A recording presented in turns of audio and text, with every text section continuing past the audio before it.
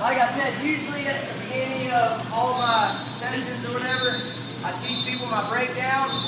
So what was the main point that I emphasized on my breakdowns? Anybody remember doing what? Board pressure and getting weight on his hands, right?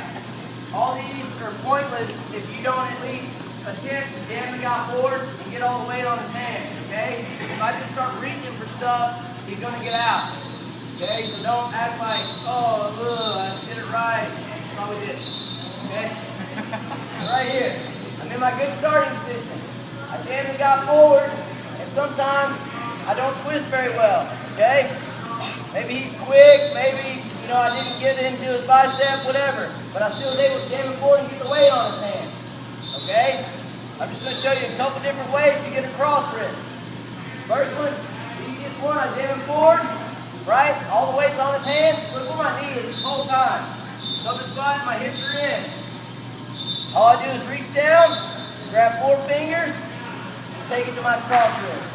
It's that easy. It makes a big difference though. I see kids, high school kids especially, just freaking trying to take chunks out of his arm, and the guy's just sitting there laughing at it. Alright?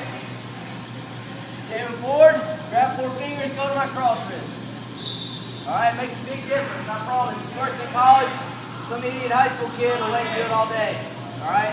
None of y'all, of course, but probably an idiot out there. Okay? Jam it forward right here, 4 fingers, right there. Okay?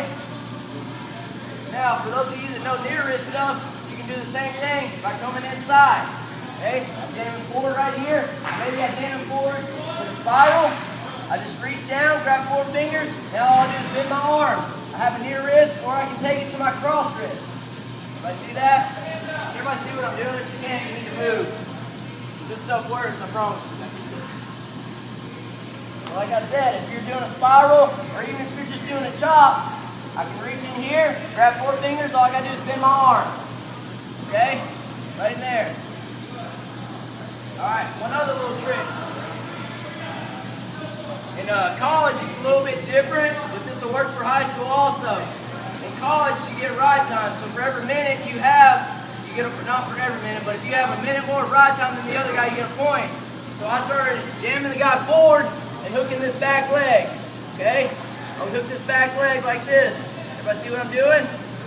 So now, I would take my tilts from this, and I would keep this leg hooked instead of elevating, okay? Don't do this unless you feel comfortable here, all right? So the last 10 minutes or whatever, I want you to do these different breakdowns, and we're going to do 2-on-1, or your favorite tilt, I guess, not including the roll-through tilt, by hooking the leg, okay? So, right here, I'm going to jam beam forward, get this leg hooked. As soon as I jam it forward, I just have to know that leg's going to be there. I'm just taking my heel to my butt. Right here. I jam him forward. See how I jam him forward? Look where my knee is. See how it's up his butt? All I got to do is just slide my heel to my butt because I know the leg will be there. Okay? As I do that, I jam him forward, get this hook, get my 4 fingers, go with my cross wrist. Same exact thing, only difference is I'm not going shoelace to shoelace. 2-on-1, knee in front, flare, ball. Look, I'm just hooking this right here. You have to be careful though, because he can get tangled up in here, and he has a better chance of getting flipping over. If he starts kicking him up and stuff, and this comes undone, you get flat, you can get in trouble. Okay? So I would recommend, if he's bellying down, either unhook this or kick it hard all the way through. Okay, so you kind of have reverse legs in. Everybody see that? One more time. We're just going to go back to our 2-on-1 a little bit, jamming it forward, hooking this ankle. See how I did that at the same time? Jamming it forward as I scoop. I'm going down to my 4 fingers here. 2-on-1, same thing.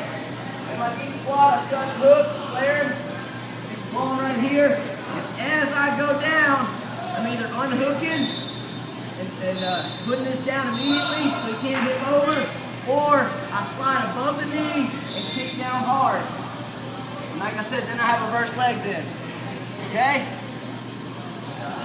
Working on the last 8 minutes. Ready? Go!